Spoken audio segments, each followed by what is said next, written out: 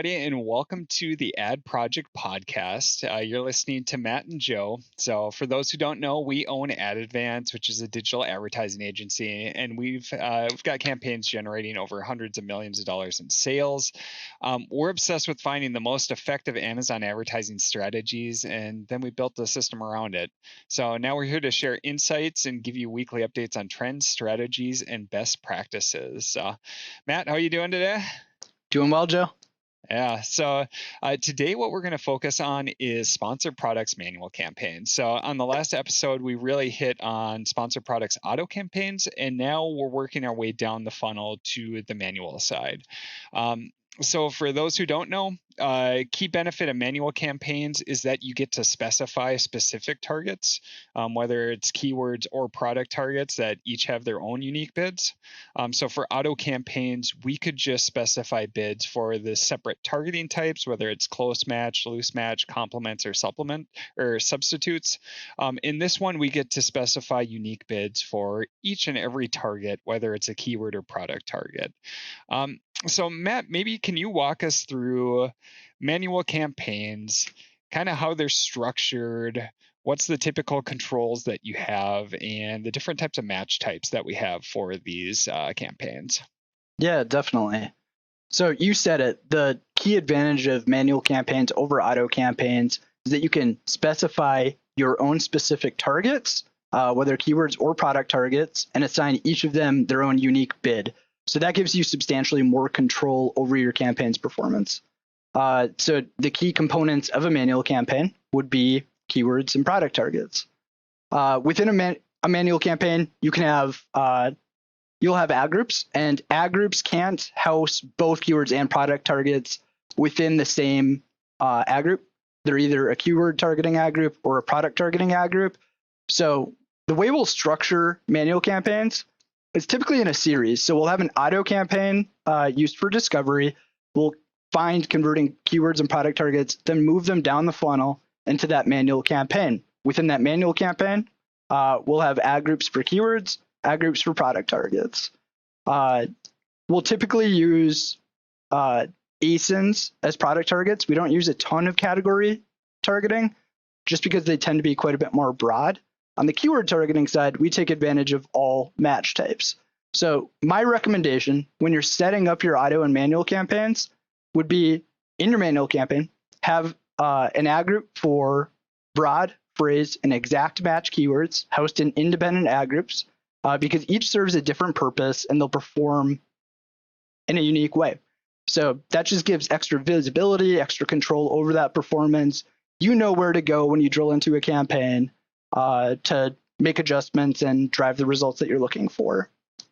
Yeah, and this is another campaign campaign type that's really near and dear to my heart. So one of the first tools that I ever developed as a seller to help out with my advertising was a campaign funnel structure. And back in the day, in 2014, 2015 timeframe, we just had sponsored products auto campaigns and sponsored products manual campaigns. Product targeting manual campaigns didn't even exist then.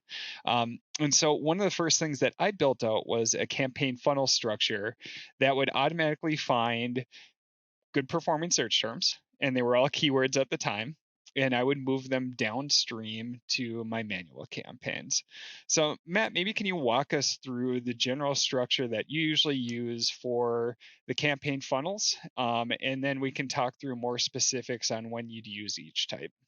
Definitely. Yeah. So like I said previously, I typically have an auto campaign for a unique product group, and then a manual campaign that mirrors that auto campaign in terms of the products within each ad group and the ad group structure. One of the really useful tools as a seller that you can use are search term reports and bulk files, bulk operations. And if you're going to use those reports for optimizing your campaigns and you want to use a funnel approach like we do, which is totally recommended, it helps you generate substantially better results. One of the key pieces of structuring your campaigns is using consistent naming conventions. That way, when you're funneling from auto to manual, you can do a simple find and replace on the campaign name to move that target down the funnel using Excel bulk operations. And it just generally helps the organization and housekeeping of the account, which is important. Yeah, so key thing, make sure that the same products that you have in your auto campaigns are also grouped together in your manual campaigns. And to simplify things down, make sure that the naming between your auto campaigns and your manual campaigns is similar. So when stuff converts really well in the auto campaigns, it's a lot easier to know where you want to put these search term or product targets when moving it downstream, and that the same products are included in all those campaigns, whether it's between the auto or the manual campaigns. Yeah, that's the key piece, just mirroring the product mix within the ad groups and within that each campaign type.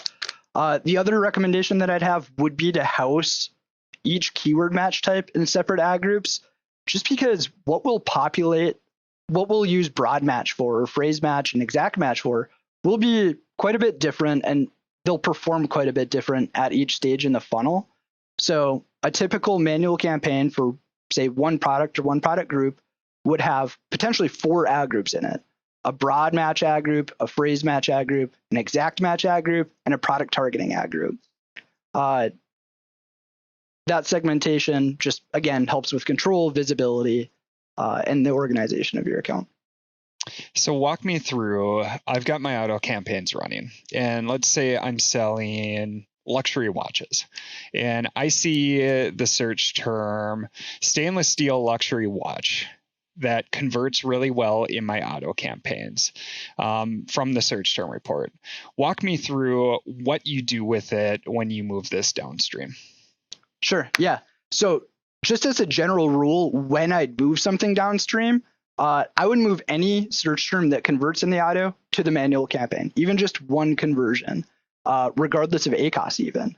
When I do that, I negate it in the auto, so it strictly exists in our manual campaign. In doing so, we'll build data in the manual campaign exclusively. That gives you more to work with. And regardless of performance, you have more control over how a keyword performs in a manual campaign than you do in an auto campaign. Auto campaigns, you set bids based on 4 general categories. In a manual campaign, even if it's a poor performer, we can bid it down lower than in the auto campaign, drive down CPCs, and potentially produce an ACoS that's reasonable, that meets performance expectations. So when I'm moving a keyword like luxury stainless steel men's watches out of auto into manual, we'll move it into the phrase ad group to start. The key reason for that is because phrase match allows for some permutations. Somebody can append a keyword to the beginning or end, or multiple keywords, but that phrase has to exist in their search term. So we can pick up on more solid performing targets related to that query. The reason why I don't plow it directly into exact is because I want my exact match ad group to house my winners, my top performers. And so by moving it from auto into phrase first, we can pick up more permutations that perform just as well as when it initially converted, perhaps better. But B, it's just another level of, it's a proving grounds. As it converts again and again, and it meets performance requirements, then we move it into the exact.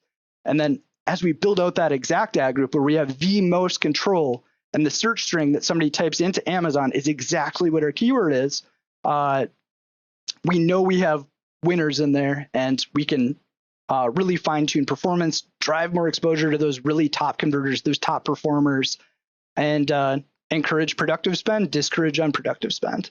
So it's a huge advantage. The reason why I wouldn't plow it into broad is because, well, it's a product of a ton of testing, but there are so many permutations that broad match keywords can match to that it can lead to unintended consequences. It forces you to add substantially more negatives potentially. Phrase match, we've just seen much better results for. It's the exact phrase, it's the phrase that somebody typed into the search engine. The sequence of the keywords does make a difference. And so we've seen a lot better results by moving from auto to phrase to start, and then into the exact as like the ultimate ad group containing your top performers where we have the most control. Yeah. So say for instance we have luxury stainless steel watch and it converts well in auto campaigns. What Matt does is he moves it downstream to our manual phrase campaign and enters in that search term. So the luxury stainless steel watch as a phrase match. And then at the same time, what he does is in the auto campaign sets a negative phrase. And the reason that we do that is when you set a negative phrase, and for the negative phrase, you'd set luxury stainless steel watch. It forces the next impressions for a luxury stainless steel watch to show up in the manual phrase. And we want to move the impressions from our auto campaigns to our manual campaigns because we have more control now. Within the auto campaigns, you can't control individual bids. Within the manual campaigns, you can. And so we always want to make sure that we're moving those impressions out of the auto campaigns and into the manual campaigns once we see those conversions. Then, as they continue to prove themselves in the phrase ad group, if they convert again, now we can move them downstream to the exact. And like Matt was saying, in the exact, that's where we really want to have a lot of our winning keywords. And so that just gives us another level of control. So in phrase, if we have luxury stainless steel watch, somebody could type in luxury stainless steel watch for men. Another person could type in luxury stainless steel watch for women. The phrase keyword would be triggered for both of those. But say we have a men's watch, the men's search term may convert better. So that one we want to move downstream. The women's may not convert well. And then what we can do is use negatives in our phrase campaign or our phrase ad group to make sure that we're excluding that. But by moving from auto to phrase to exact, you just have another stage where it's more of a proving ground. And by utilizing a phrase match instead of going directly to exact, it allows you to find other long tail keywords. Because say if we move directly from auto to exact with luxury stainless steel watch, if somebody typed in luxury stainless steel watch for men, our exact campaign or exact keyword would not trigger that. And so that's why we like to go to the phrase keyword, because there's so many permutations with what people can add on the front or the back end to these keywords.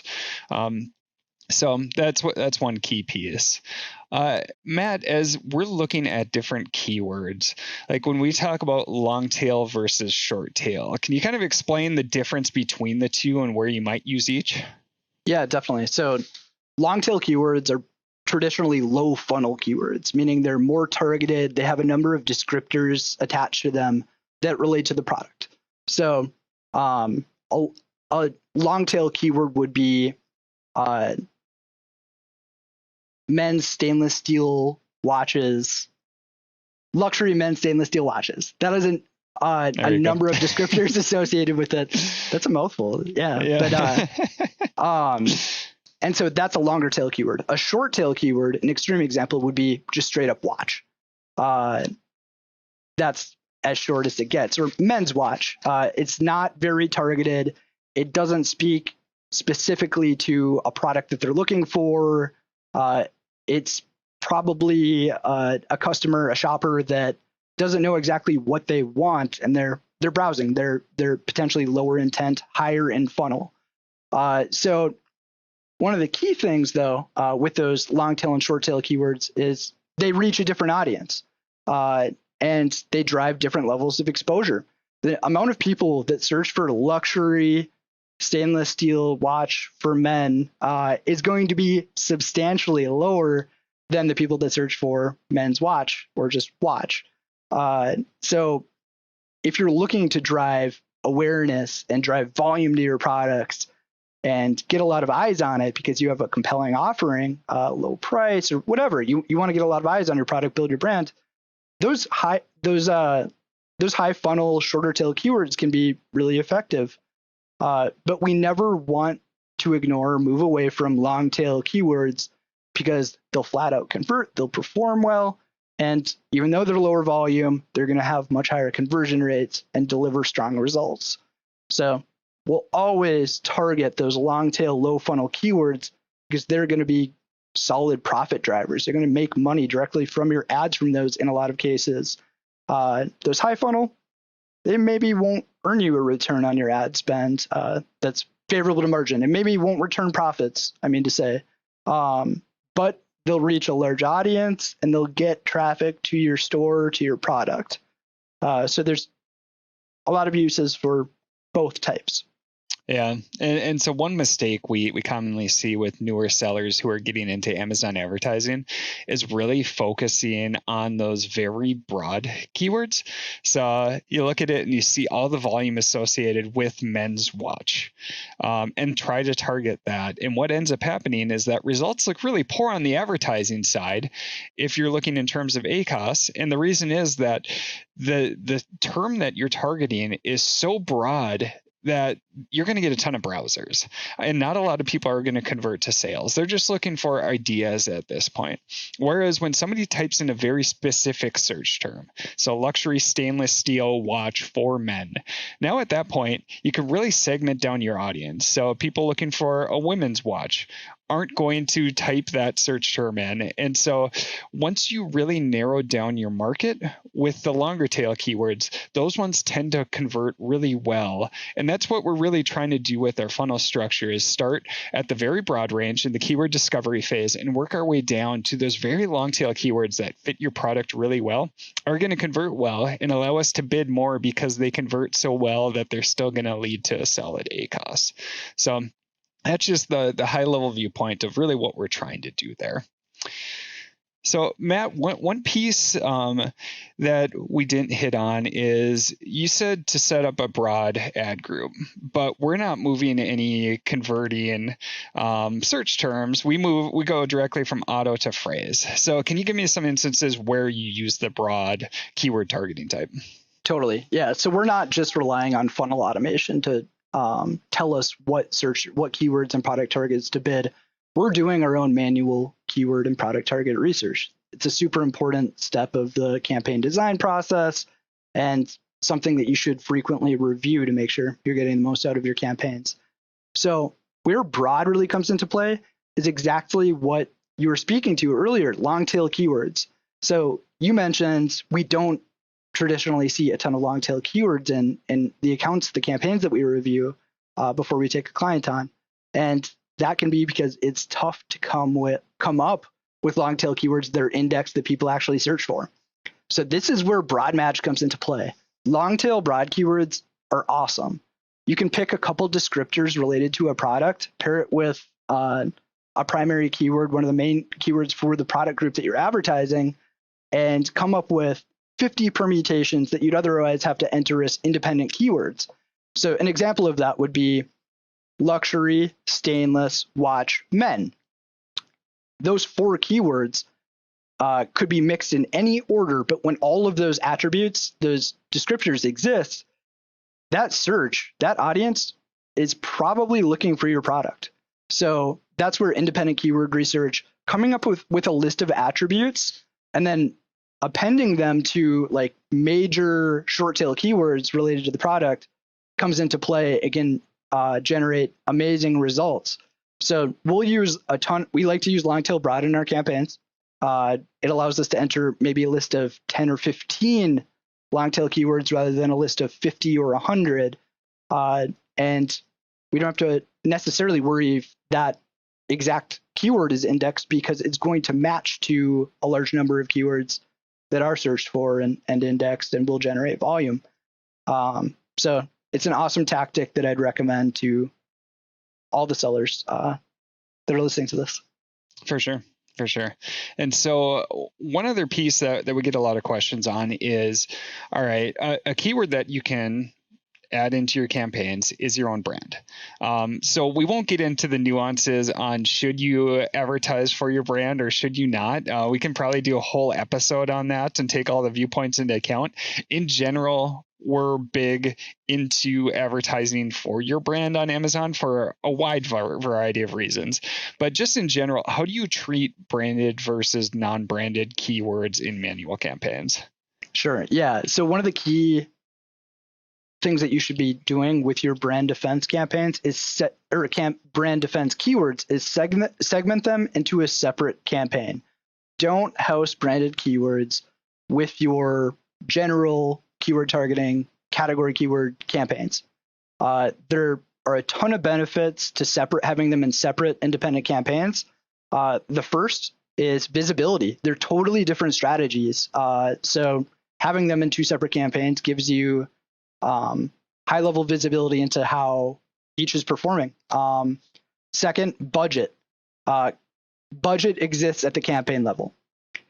You maybe don't want to keep your branded campaigns budget limited, but you need to keep a cap on your general keyword targeting campaigns. By segmenting them, you're able to do that. Third, you host those branded keywords in your general. If you mix everything together, those branded keywords are going to overstate the performance of your manual campaign. Branded keywords traditionally produce very low ACOS because they have high conversion rates. You'll win out at auction in most cases at lower CPCs. They produce great results. We don't want those to overstate the performance of your manual campaigns for a number of reasons that actually have real performance impacts too. So separating them in a separate campaign, transparency, control, better performance, you name it. For sure. Yeah. In general, branded campaigns are going to do really well just because they're going to convert at a very high rate. And typically Amazon determines that you're really relevant for your own brand for obvious reasons. And so you can typically get these ads at a very low cost per click with a high conversion rate, leading to great ACOS or ROAS, while fending off any competitors who are trying to steal your space, your sales for anybody who's searching for you. And so we'll dig into that in a lot more detail in a future episode, because I know it is more of a controversial topic on when you do and do not advertise for your brand. So that will be a fun one to get into, but we'll just cut that off there, and we'll get into it in much more detail in a future episode.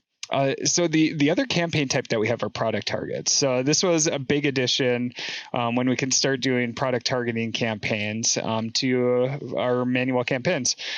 So walk me through ASINs versus categories, and you target your own ASINs, your competitors' ASINs. Like, how do you really find what to target? Walk us through how we've got to incorporate into the funnel structure. And then when do you consider using category targeting? Sure. Yeah. So product targets, first off, trigger an impression on product pages. So when you browse search results, you click through to a product, you're looking at a product detail page. All the pages that show up on that all the ads that show up on that product page are tie back to product targets, essentially. So when you're doing product targeting, you can use category targeting or individual ASINs. Category targeting is more general. You're targeting all the products within that category. Product targeting, individual ASINs, means you're specifying individual products. So you can pick the products where you have an advantage over in terms of reviews, fulfillment, price, and you can set independent bids for each of those targets. It's kind of like the auto versus manual difference in performance. You have a lot more control in a manual campaign, less control in an auto, because you're bidding based on blended average performance across a ton of search terms. With product targets, individual ASINs, you can specify specific bids and control based on each ASIN's individual performance. Category targets, you're bidding based on blended average of all the product targets rolling up to that category. The key to success with category targeting is using refinements. So what you should be looking at when you're using category targeting are price refinements, especially. That's one of the major drivers of conversion and whether somebody considers your product over somebody else's.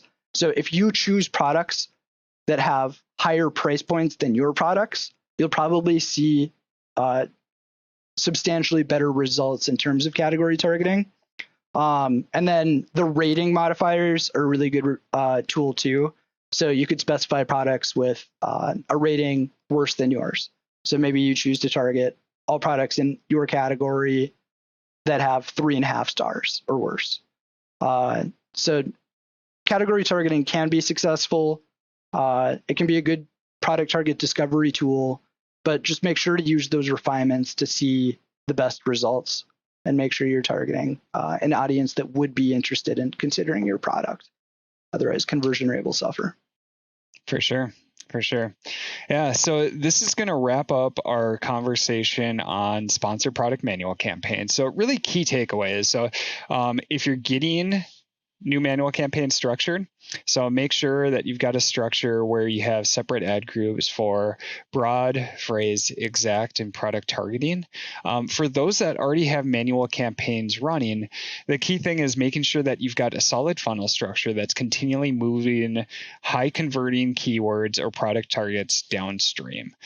So whether they convert well on the keyword side in an auto campaign or the product targeting side, you're continually moving these downstream and getting to the point where it's going from the very wide end of the funnel to the very narrow end of the funnel as you go. Other things to keep in mind for product targeting, if you do use categories, make sure that you've got filters along with those, or else it can be very broad.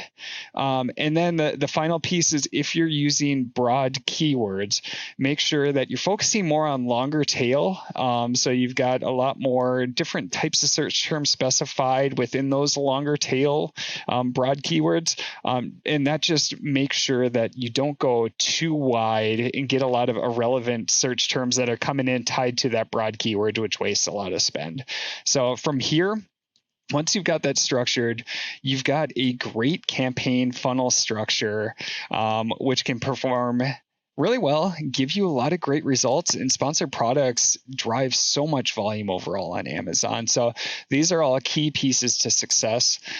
In the upcoming episodes, we're really going to be digging into how do you structure what products go into each of these funnels, digging into campaign or keyword research, and then also product targeting research. So outside of just what's generated in the auto campaigns, how do we figure out what to put in these manual campaigns as we go? How do we find other different targets that we incorporate in for new product launches? How do you figure that out when you don't have as much data?